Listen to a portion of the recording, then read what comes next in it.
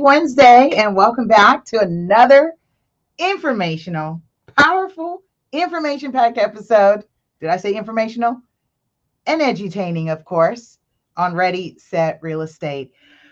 Okay, who's wrapping up the year already? Me. I'm wrapping up the year already. I'm so ready to wrap up 2021. It's been wonderful. I'm looking forward to 2022. Yeah, I am. All right, if you're new to the show, say hi, say hello, drop a comment down below, press one, let me know you're here. Press two, lets me know that you shared it. And we are bringing the show back. So we are continuing our series on real estate crimes. Yes, real estate crimes. Today we are going to touch on defrauding big government, Freddie Mac and Fannie Mae. I'm not saying how to defraud them. We're going to talk about those who did defraud them, specifically during the 2008 housing crisis. Okay, we're going to talk about the crash. And I think it's timely because there's been a lot of discussion in the air bubbling about a housing crash. Housing crash. Drop down in the comments below. Hashtag housing crash. Do you think there's a housing crash coming? Well, let's talk about the symptoms. And I think the best way to learn and understand where we're going is to understand the history of things, right? Hello, Cindy's in the building. Shout out to my dear friend, my sister from another mother, Cindy. She said, I'm here and I've shared it because she knows whenever I open my mouth, listen, I'm dropping real estate gems, right? So happy holidays to you. Happy birthday months to you, to both of us, by the way, to both of us. And I love it when people who know me personally and connected with me are also owners and homeowners and investors and so forth, and have been in it for a long time. Oh my gosh, I could do a whole segment on Cindy alone because she purchased after the housing crisis. So I want to hear your input. You know I do. I want to hear your input when as we talk about the crash. How did we get here? Okay, so before I do that, let me do announcements. I started to say, but then I get all excited and I get all warm and fuzzy because I'm back on and I'm live and I'm like, oh my goodness, I miss doing the show. So some of you may say, well, where have you been? Listen, I've been out here building 10 toes to the concrete, building up the business, just so much content with so much that's happened, which is why I started on real estate crimes.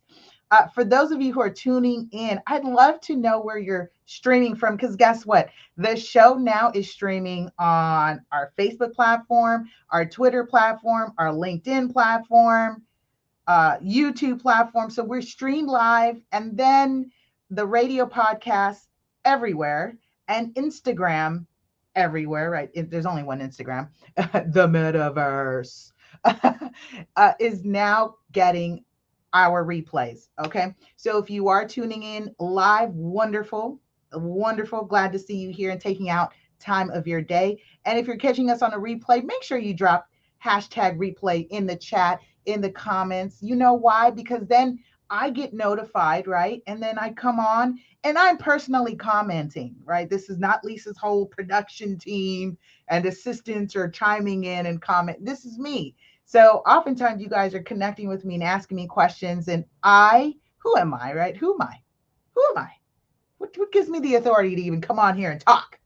So just a snippet, and it's almost starting to be a little bit embarrassing of how long my CV is getting. Yes, when I speak and people say, send over your bio, send over a short bio, and I'm just like, ooh, how do I do that? How do you send a short bio for someone like myself? Because I'm very ambitious. I'm a go-getter. I produce, I create. And so I've got this long CV that I've been adding, but I'll give it to you in short. My name is Lisa Gillette. I'm known as Super Agent. I am a California licensed real estate broker.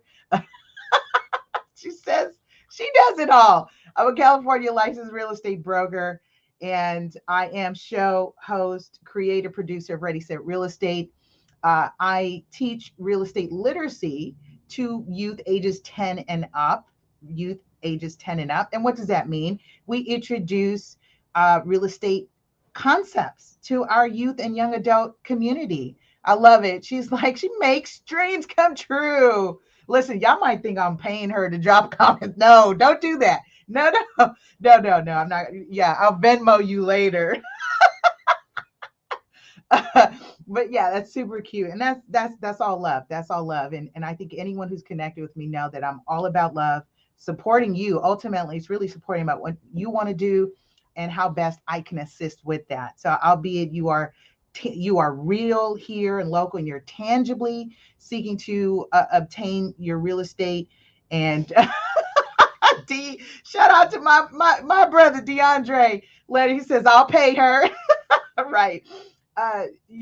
Shout out to all of you who are connected with me, and just kind of know that I'm really truly passionate about what it is I do here. And this is why I miss doing the show, because it's not the technical side of the business, right? Where it's like sometimes it's serious. Like right now, I've got clients in escrow and they are negotiating their contracts. And, it's kind of like a tense time. It's the end of the year. People want to, am I going to get my house for Christmas? Will I be in my house for New Year's? Am I going to get this lease agreement done? And all these different things happening. So I appreciate just being on the show, because I can have fun.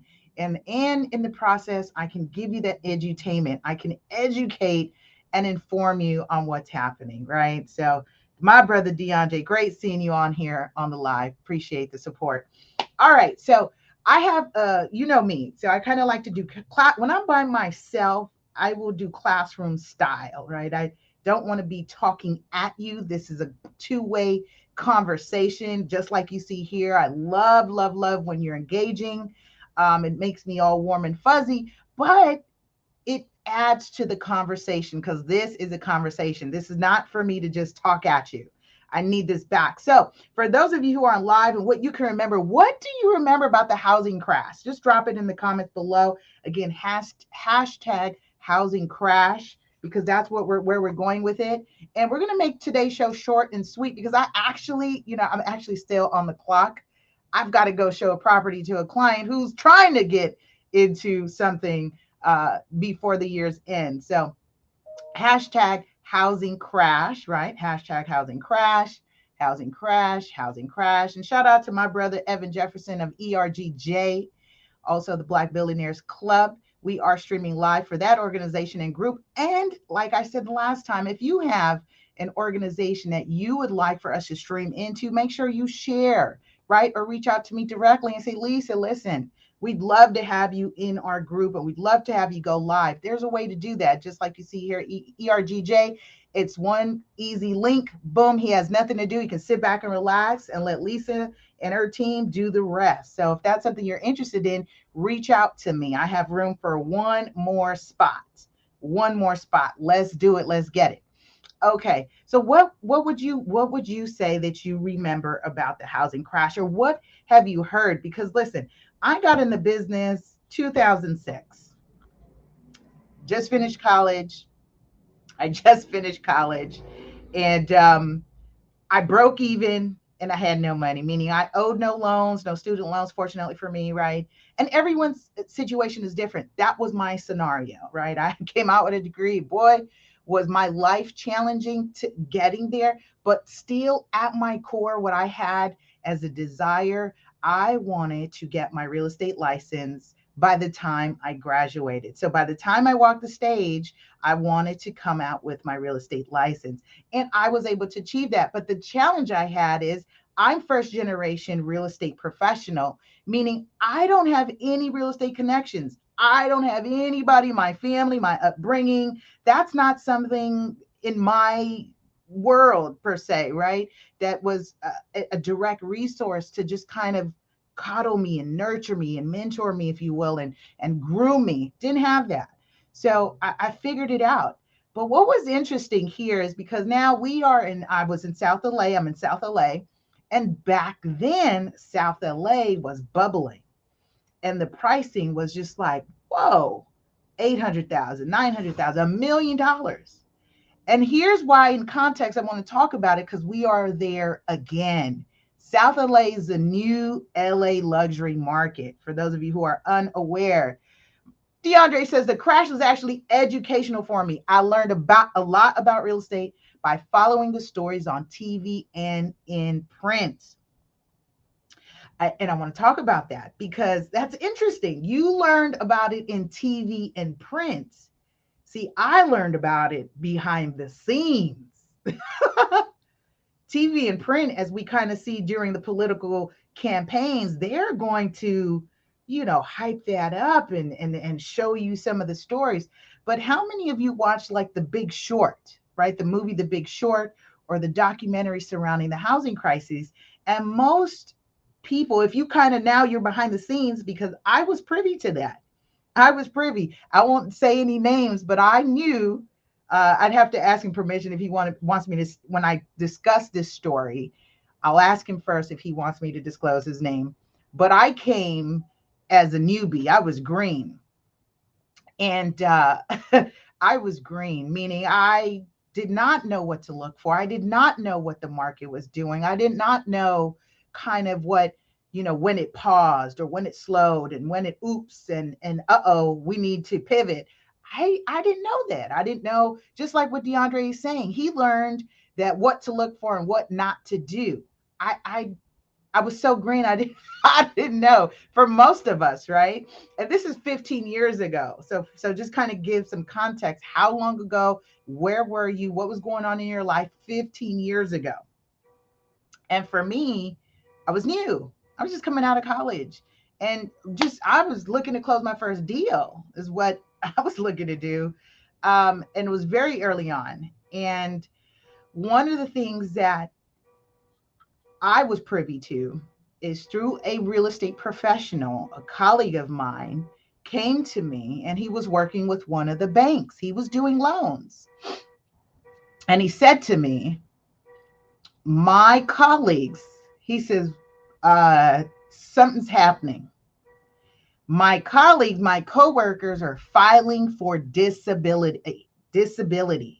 They are declaring stress and whatever, anxiety and whatever else. And I'm like, that's strange. What, I don't know. I'm not in that world. They were seeing what was happening with the loans. Everybody was writing high times, right? People were closing deals. Wasn't it just like back 15 years ago? We had so many people jumping in to get licensed because it was so easy to close deals and make money. Everybody, I mean, that Wolf of Wall Street movie was like that, right? It was the Great Gatsby of the 21st century. That's what it was. And that's why I love that movie, the remake of the Great Gatsby. I love the book, right? The original and the original movie.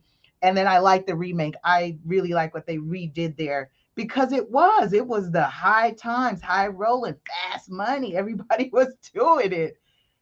But then the ish happened. And what I thought was really interesting is when it hit the fan is the stories and the aftermath. And I talk about this with the students that I teach and connect with, is the sad stories and really the tragic losses of the families that were impacted by what we call the subprime mortgages. So I'm going to pause there, and we're just going to dig deep here on some terms and definitions and talk about Freddie Mac and Fannie Mae. And it might be some big world concepts about financing and money you may not have heard or understood. But in our world, right, the real estate industry, there is this, you, the consumer, if you are on that end of it, you are creating a new loan called a mortgage. You are using the collateral, right? The collateral is the house, and you are promising to pay back the bank, the lender, in installments over a period of 360 months. That's 30-year loans at whatever interest rate you're agreeing to, in exchange for you to get the house. Now, your loan, if it is government backed, meaning your loan, albeit now packaged and it meets the underwriting guidelines, because here's what people, I've said this and you probably don't realize this unless you've worked with me, you know this. Each lender has what is called an overlay. And now this is going into real estate 102, right? With real estate 101, now we're going to 102 a little bit here. Each lender has their own overlays, which is why if one denies you, what do I say? If you know me, what do I say? If you know me, what do I say? If one bank denies you, what do I tell you? Go find another one. Why? Because you may not meet that bank's guidelines. You don't meet the overlays they're putting on top of what the government-backed mortgages may require, right? What the conforming loans may be requiring. And I'm just going to throw these terms out here as so you can familiarize yourself and you can chew on it later and just take your notes. As you know, when Ready, Set, Real Estate's on, you should have your tablet ready, your pen, paper, pad, pencil ready, because I'm dropping. This is your class is in session, right? With a smile. So now you've got the mortgage, you've got a mortgage. And so here's what's happening, right? So if you get denied, and at that time, what product was popular? Subprime. Drop that in the comments below. We had subprime loans. And that means that you're not as credit worthy. You've got low FICO score. Your credit profile and history says you are a risk. That is what your FICO score is measuring, is how risky you are to a lender. And before I jump into all that, let me just kind of bring it back real quick, right? Let me just bring it all back. Let's just bring it all back.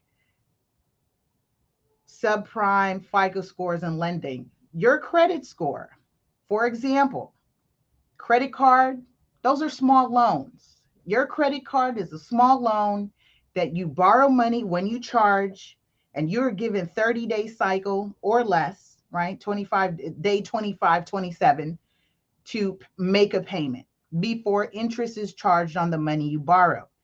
Credit cards are short-term loans. When you charge it, you are borrowing money, you're borrowing against the credit, and then you are demonstrating your ability to pay the money back in a short period of time.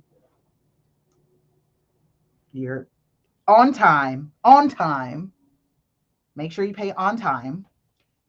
And therefore, it generates, albeit through their reporting system, it generates a FICO score, a history for you. Now, in some of my archive videos somewhere, I'm sure I talk about credit and all that fun stuff. So if you want to know how to break down credit, and you can Google that stuff as well, right?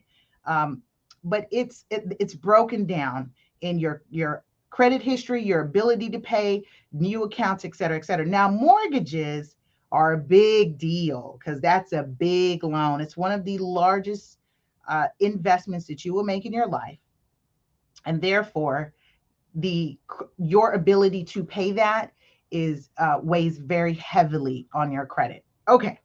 All right. So now we have FICO scores and credit scores, and I'm getting somewhere, right? Because I'm getting to talk about subprime, because now we have a market that's popping, right? It's booming. Prices are ticking.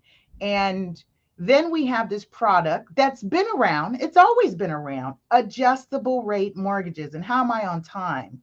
All right. Okay. Adjustable rate mortgages. ARMs. Remember the ARMs? It's funny because my clients now come to me and they, I don't want any ARM. I don't want an ARM.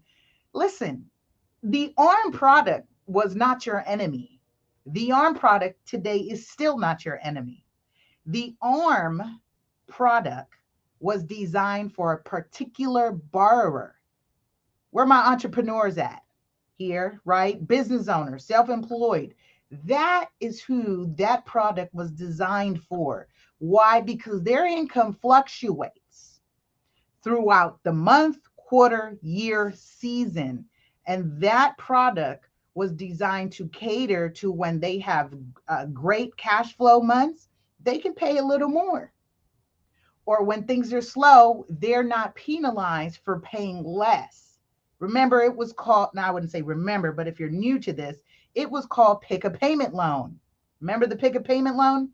The challenge or the issue arose when that loan product was now sold to everyone.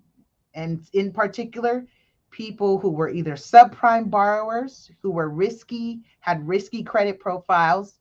And then where the crime happened, okay, there was crimes committed because we're talking about real estate crimes. Where the crimes happen is where now those loans were steered to people who were not subprime borrowers. They had great credit. They looked great on paper.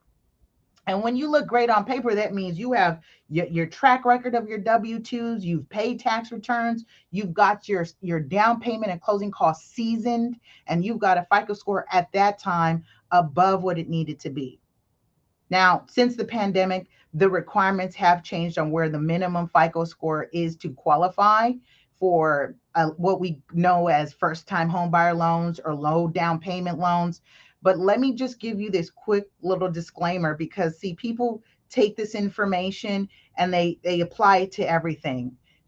The truth is, there are no FICO score requirements. Oh, when people come to me and say, well, what does my FICO score need to be? There's no real FICO score requirements. Remember a few minutes ago at the start of the show, I said each lender has their own overlay. That's the lender stipulating what they will allow to be an acceptable FICO score. If you put less than whatever that bar is, they will want you to put a higher down payment. See, let's put this in context, right? Let's talk about big money. Big bank takes little bank. If you have money, have you noticed you don't really need credit? You don't talk about credit. That's because you're not looking for down payment assistance. You have resource, you have funds. No one's saying, "Oh, I'm not going to give you a loan. Your FICO score is 500, 580." But you have about $200,000 seasoned in your bank account. You come up to any lender or any bank, they're going to say, yes, we want you as a client. Don't worry about your FICO score. We'll figure that out. Isn't that funny how that works? They'll figure it out. They will figure it out. So I just wanted to be clear and put it in context because sometimes people get wrapped up. I've got clients that text me on a regular and it's totally fine. Prospective buyers are texting me and they're checking their FICO score and Experian, and they're saying it's going to refresh in 30 days and it's going to be this, and they're looking to get it bumped 4 points, 10 points, 12 points, and it fluctuates 7 points down, 9 points up. And that's almost like watching the stock market, and it drives you crazy. What you should be focusing on is job security, saving, that's seasoning your money, and just paying things on time, right? Paying things on time. That's what your focus should be. Because you trying to gauge and monitor the credit is going to drive you crazy as I see what it does with the stock market. So that's just my tidbit. Don't stress yourself out about it. All right.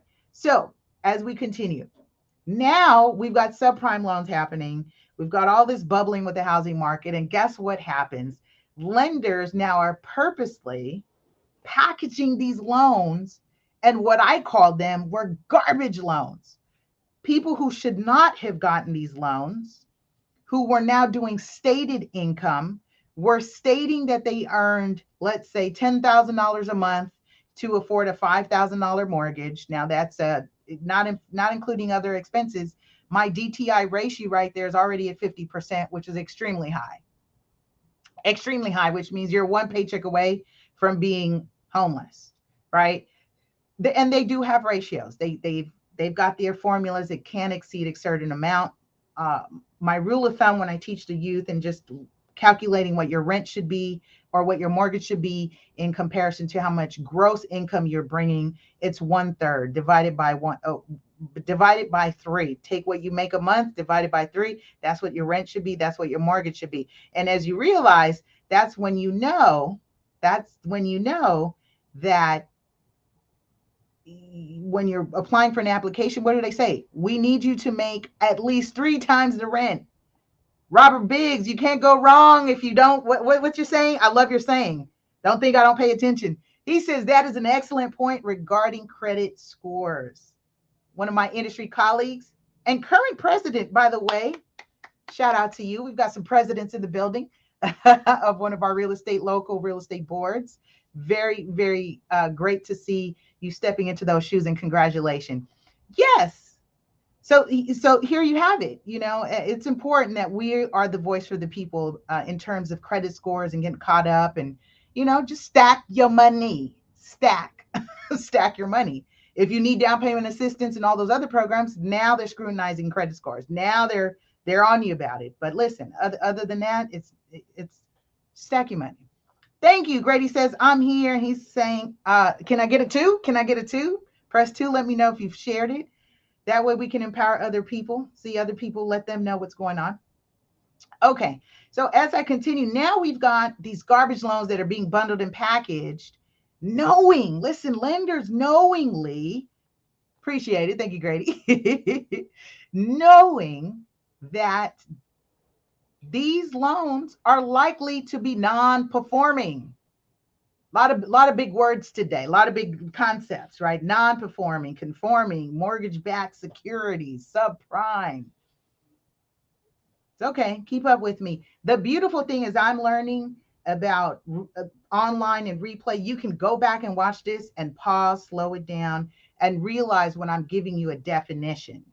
I'm defining something for you so that we can continue the conversation. I love it. My angle always is to have you have a base of knowledge so that you can meet me at, the 50-yard line. That's where I want you to be, at the 50-yard line, so we can go the whole nine together, right? That's kind of the avenue. That's the goal. All right. So with that, now we've got these garbage loans. The lenders knowingly package them. And what is the role of Freddie Mac and Fannie Mae? Big government. Their role is to buy those mortgages, right? This is why they call mortgage-backed securities. Ooh, securities. When I say securities, what does that remind you of? What do you think about when you hear securities? I'll wait.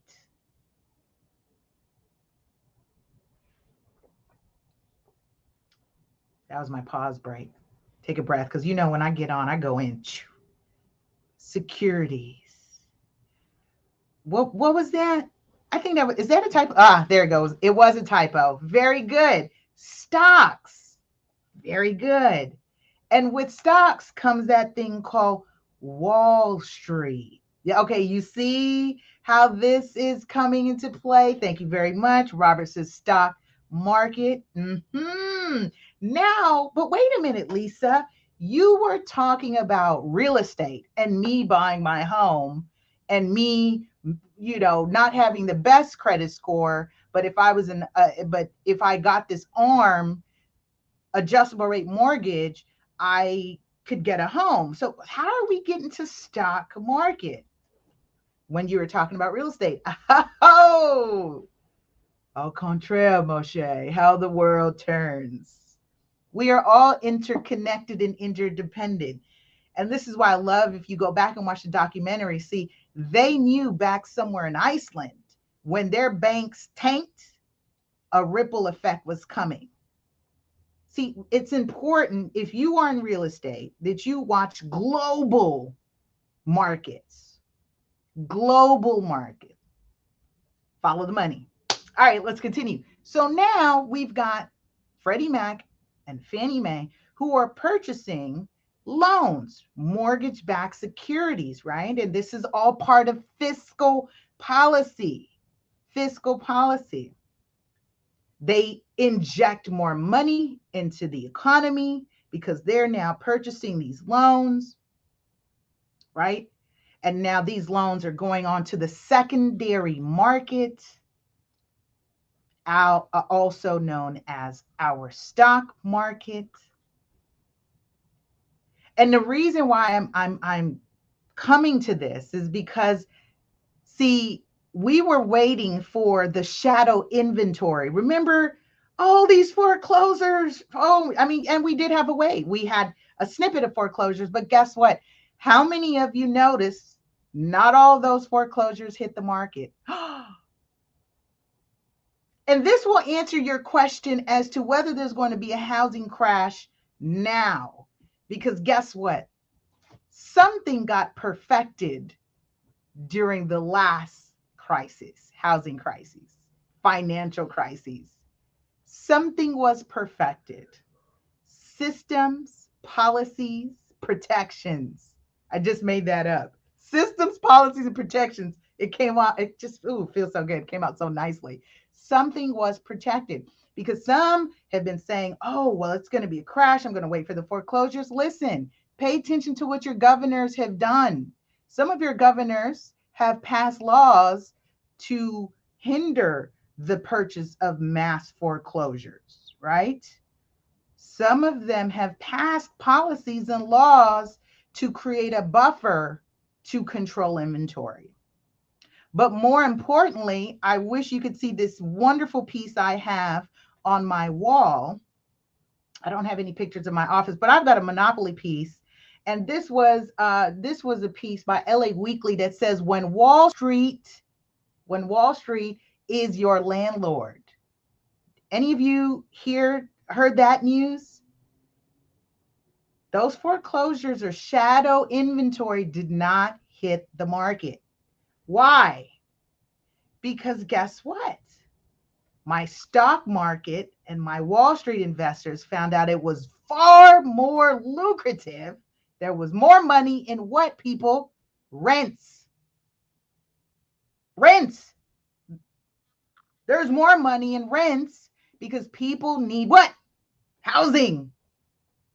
Pay attention. Do we have any big push to build condos and townhomes? Where are incentives? It's not all wonderful. You get a percentage of a tax credit for creating housing affordability in the mix of your multifamily housing developments. Get a teeny bit. Why? Because the incentive is not big enough. How many times have we seen the 800 square foot house being torn down? And I think, Mr. Biggs, you're in development. I believe. I don't know if you've done a development project, or I'm sure you work with developers, but this is an ongoing conversation I have with the developer clients, right? As they're looking about building out portfolios. There's more money in the rental markets, right? These are generations and properly done, life-changing, legacy building, wealth building. And that's what Wall Street figured out. And now we started to see all these little almost Google looking cars zipping around the neighborhoods, right? Because they're doing maintenance, they're placing tenants. They're almost like the police for the Wall Street investors as they're kind of zipping in the area. And what happened? A couple of things to save face. Some people who lost their homes were willing to now pay 2.5 times as much for rent than the mortgage that they actually had in place. It's a cold game. It's a cold game. I think I have just one client that's still, I know there's a lot out there, and this is all across the country.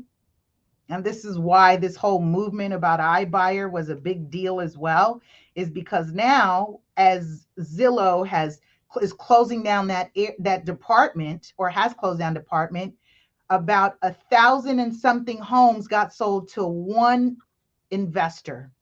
And those are properties that will not hit the market for owner occupied purchases. What is going to happen instead? They become rentals, single family rentals. Listen. The issue is not that we need more down payment assistance programs, albeit with these government sponsored back mortgages and everything else. That's not the issue. The issue is the education and incentive needed to encourage a seller to accept a down payment assistance program from a buyer. Because the alternative is a nice cash offer from a developer who's going to tear it down and build apartments. How many times have we heard that story? I may be going on a tangent, but I'm just giving you the bigger picture. I'm giving you the bigger picture. So Mr. Big says, yes, I do gearing myself to building multiple unit projects, currently doing 2 triplexes. Goal is to build and hold apartments. And there you have it. The goal is to build and hold apartments. I would love to find out, why aren't you building townhomes, condos? I'm not picking on you. I'm just going to be a little bit of the devil's advocate, if you will, just for conversation purposes. Why, Mr. Biggs, or anyone else who's on here, would you build townhomes and condos? Because they're the cute same structure. You've got the same square footage, and you could just turn that into a condo. So now you have affordable homes for this next millennial generation or the Generation Z. All these remote, this what is it? WFH generation, work from home. Again, you know, that's all love. I'm not picking on you, but for the point of conversation, why would you? I have to hear it, maybe, or we all need to hear it, because people are like, oh, they're building units and this and that and gentrification and blah blah, on and on and on. But we're talking about fiscal policy, we're talking about financing, investing, money, and all this other stuff as it relates to land. Why not build condos and townhomes? Would it make a difference if you were incentivized to do so? Because, see, we missed that part with opportunity zones. There was incentive there to build up the community. It wasn't this mass push of gentrification per se. It was a policy put in place to build up dilapidated areas, to infuse money. Because why? No one was infusing money anyway. I wouldn't say no one. There weren't a large pool of people, because I do know some that have always invested in the urban community. They were just now given the tax benefit out through opportunity zones. Okay, let's continue. And we'll give Mr. Biggs to give us a response if he's still on. So yes, here we have now the big banks. Grady says, Mr. Biggs, same interested in multifamily and almost sold, but Lisa put me on game. Instead, converting single family to 3 doors. There you have it. It's like telling on me. I feel you're telling on me. Lisa put me on game. She put me on spot. Yeah, I mean, yeah. If you ask me, I'd listen, tell you what it is. Tell you what it is. I'm glad that that's what's happening. So yeah. That's okay. Let's see now. See, this is why I love the online engagement, is because now we're learning from each other. This is what this is, online real estate community. So now we have these Wall Street investors, and we also have, you're absolutely welcome. You're also gracious. Thank you. Absolutely, you're welcome. And Mr. Big says, I'm still interested in that trip. And you have now what's happening. You've got these annuities trading on the stock market. These annuities come in the form of real people and families paying high rents every month. You can't pay the rent, on to the next. Now, depending where you are in the state, it is very pro-tenant, which is why, now we're seeing, now are we getting somewhere? Now we have pandemic. And guess what was unveiled? How many corporations actually owned single family properties? How many corporations owned multifamily properties that were renting? They were the landlords, because we just covered that. Right? Chapter, whatever. We just covered that. Foreclosure, Wall Street, landlord, pandemic. And now we see something that has not ever happened in 100 years, that it made it to the Supreme Court. What was that? Was anyone paying attention what happened during the pandemic that made it to the Supreme Court?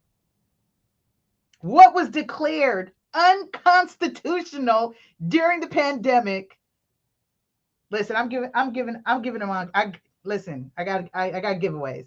Listen, you get a Ready Set Real Estate Cup. First comment, Ready Set Real Estate Cup. And you would have known this if you were paying attention to me when I was talking about this. I was talking about this. Got a giveaway.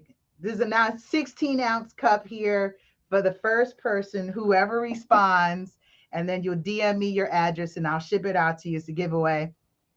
What was declared unconstitutional during the pandemic? Yes, Grady. Absolutely. The moratorium. He says rent stoppage is actually what he said. That is the answer. Yes. It made it to, yes, yes, yes. Shout out to my aunt. She says elections. Elections, yeah, the elections are unconstitutional. Rent stoppage. It was unconstitutional for the government to step in and tell landlords what to do with their land to stop the whole thing about the rents. You know, Texas was a beast with that. Oh, yeah, Texas wasn't playing. They were one of the first states that got rolling with more evictions. And now we are at about 1,000. It'll take easily about it's 1,000 cases tied up in evictions, but some states are rolling. They're moving it along.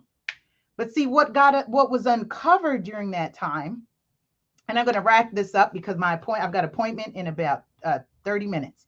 I got traffic and all that. What was happening at that time is that now there was this, okay, how do we help our homeowner, our mom and pop landlords, and also at the same time not let corporations get away with trying to get these people out, et cetera, et cetera. That whole thing. That's what was happening in the background. That's what was happening. Okay, good stuff, Grady. Listen, make sure you send me a DM or email me. This was fun, you guys. I'm so glad. I'm so glad. Listen, you are more than welcome to drop me any topic suggestions. Be sure to tag and share. Let everybody know that we are back on live Wednesdays, live at 11, and we replay thereafter in radio podcasts. If you are a homeowner and you haven't received this freebie, it's the Consumer Financial Protection Bureau Homeowner's Guide to Success. They've got a neat budget sheet. Send me an email, lisa@lasuperagent.com. I'll say it again, lisa@lasuperagent.com. And then my tip of the day is make sure that as we are shifting into just kind of readjusting with what's happening with those who were on forbearance plans, make sure you know the difference between your mortgage lender versus your mortgage servicer. They are not always one and the same. The reason why you want to make sure you know the difference is because when you are asking for help and you need help, if you're experiencing financial hardship, you want to make sure you're communicating to the appropriate entity. Okay, make sure that they are crediting your payments, because what most people don't know, effective the end of September, meaning October 1st, if you are on a forbearance plan, likely you are now going to start seeing a negative reporting on your credit. And then additionally to the forbearance plan, Wells Fargo, with the exception of Wells Fargo, who declared they will not be processing foreclosures until January of 2022. For the most part, come December 31st, 2021, that is the end of time for those who are experiencing financial hardship as a result of pandemic in an effort to keep their homes. January 1st, 2022, they will now start to process those foreclosures, also known as notice of defaults. Notice of trustee sales will start to begin to process. Now, remember what we talked about on this show. If you are sitting there waiting for a crash to come, with 35% of those homeowners nationally, 35% of mortgages are those GSEs, government-sponsored enterprises, that are going to be in default, are in default. Those are uncle, your big government are owning those loans. They have more protections in place than those that are not, meaning those private loans. So I'm cluing you in, and I'm not going to give you all the answers sometimes, but I'm cluing you in what you should be paying attention to come 2022. With that, I say have a fantastic and productive week. I'll see you next week on Ready, Set, Real Estate. Thanks, guys. Take care.